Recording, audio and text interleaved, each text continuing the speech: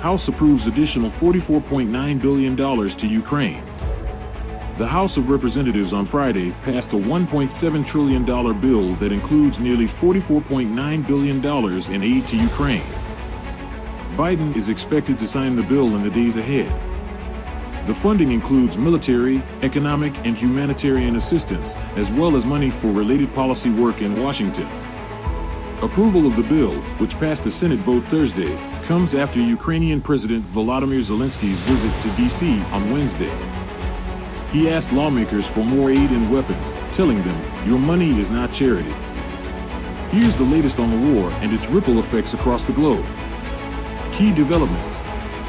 Earlier on Friday, North Korea's foreign ministry denied a Japanese newspaper report that the country had provided weapons to Russia, following claims by the Biden administration that North Korea has been covertly supplying Russia's Wagner mercenary group with artillery rounds. Russian students will be required to take basic military training starting the next school year in September, according to the country's education ministry, state media outlets reported Friday. Ukraine is set to open 10 new embassies across Africa, Zelensky announced Friday.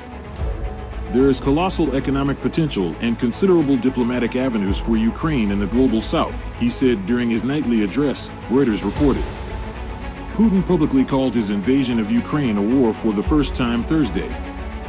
The change sparked anger among critics of the Russian president, who pointed out that others had been prosecuted for challenging the Kremlin-approved euphemism special military operation previously used to describe the war. Battlefield updates.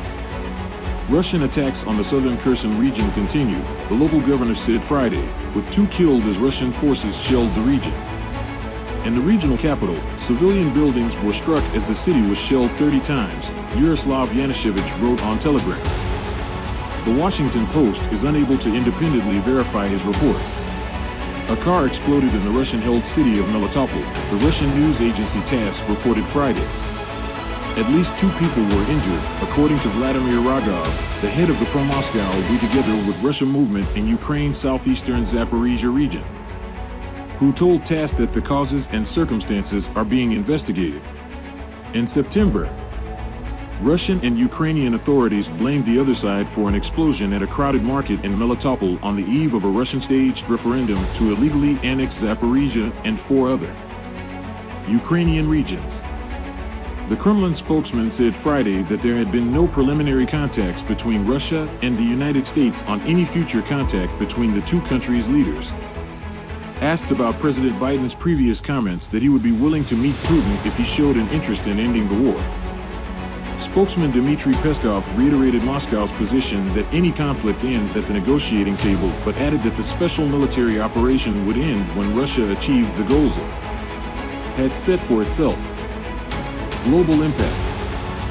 An employee of Germany's foreign intelligence agency was arrested in Berlin after an internal investigation alleged he was sharing state secrets with Russia, according to the German broadcaster Deutsche Welle. This week, Austria said it had identified a Greek national it suspects had been spying for Russia for years, the Associated Press reported.